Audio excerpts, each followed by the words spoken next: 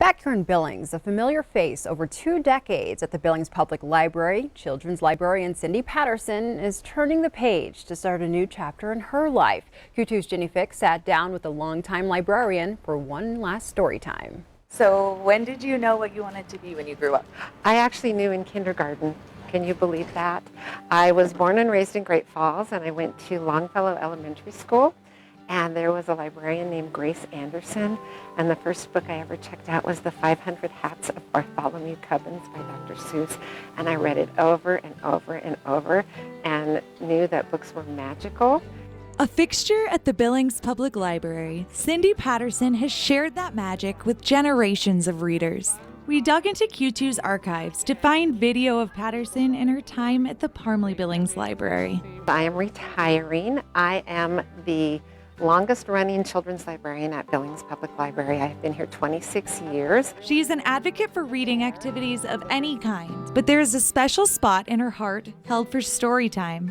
I estimate that I've done over 4,000 story time because it's actually a 36-year career. Over the years, she has watched the world of words change around her. So you have to remember I am old and retiring, so I was a librarian back in the days of this weird thing called the card catalog, and we automated, and that has been exciting. But it's also been exciting to see the evolution of ebooks, and I have to give a plug for our library's databases. One thing will never change. Being read to is the single most important thing you can do for your child, starting before they're born. Read to your baby bump. Read when they're newborn. Read when they're 6 months old.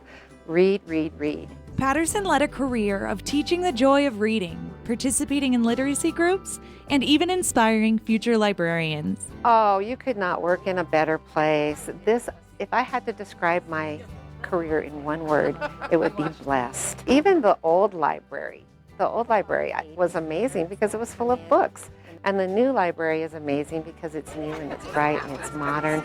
Get to see kids every single day that smile at you and they're excited to come to story time. For Patterson, reading brought a lifelong career and countless smiles to the generations who met her. When you're reading, opens up a whole new world. In Billings, Jenny Fick, MTN News. And Cindy looks forward to traveling with her husband and spending time with her children and grandchildren. If Cindy read to you or your children, there will be an open house today from 6:30 to 8 p.m. in the community room at the Billings Public Library.